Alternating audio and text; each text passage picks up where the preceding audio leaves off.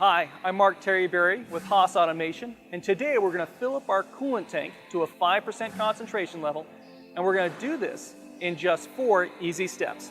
Let's get started.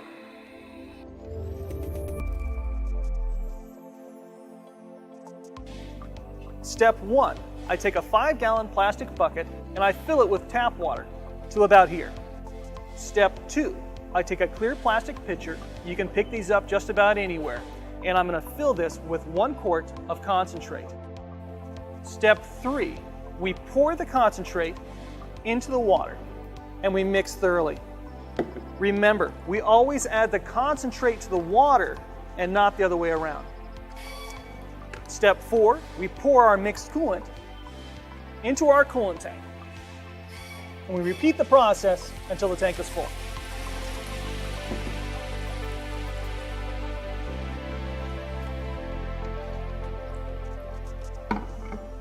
Our coolant tank is now filled at a concentration of 5%. If we wanted it stronger, we could add a little more concentrate to each bucket.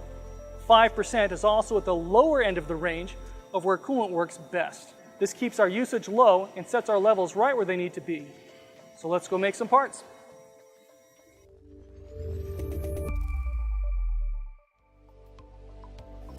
So now we've been making parts in our machine, and the control is telling us that our coolant level is low, about a half a tank. So it's time to top it back up. So the tank is half full, which means it's the perfect time to fill it back up because it makes estimating easy. And we will be doing some estimating as we mix our coolant. So it's time to make more coolant for our machine, but at what concentration? How much concentrate do we add to our top-off buckets? A little more than last time? A little less? This is where we're going to need our refractometer to measure the current coolant concentration of the coolant that's in the machine. You can pick up a decent refractometer for around $25. They're available online and at homebrew supply shops, and they're really easy to use. Now, a little while ago, we showed you how to fill up the coolant tank in your machine using just a bucket of water and a quart of concentrate.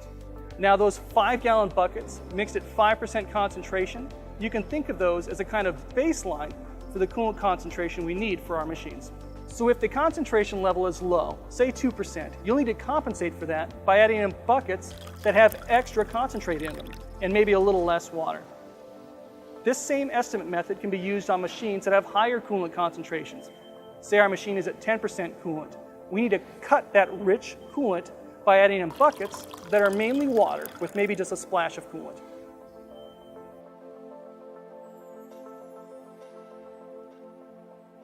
In our case, our coolant concentration is at 8%. Coolant tends to become richer as water evaporates from our solution during use. Since 8% is on the rich side, we're going to mix up some buckets of lean coolant to add to our tank. Now we know that adding 1 quart of concentrate to our 5-gallon buckets gives us a mixture of 5%. So we'll only add half a quart of concentrate to our top-off buckets to give us that lean mixture that we need to cut the rich coolant in the tank. And we'll add those lean buckets to our tank until it's full. Remember, when topping off your tank, it's best to use deionized water so the hard minerals in your tap water don't build up in your tank. The minerals left behind tend to accumulate as water evaporates.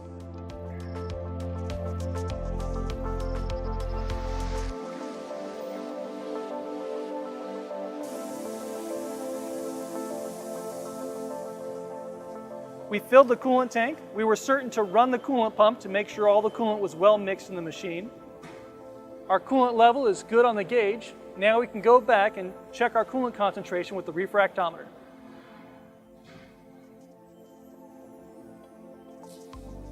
Five 5.5%. Estimating our water to concentrate mix is going to get us into the ballpark. But remember the most important thing. Check your coolant concentration often with your refractometer. The more you use this method, the better your estimates will get. If you find yourself refilling your coolant tank all the time and you want to automate that process, consider Haas's coolant refill option. With CRO, you just hook up your water lines, set your mixing parameters, and the system mixes your coolant precisely and automatically. This keeps you in front of the machine making parts instead of behind your machine mixing coolant. For more information on the coolant refill option, click on this link. And thank you for watching this video.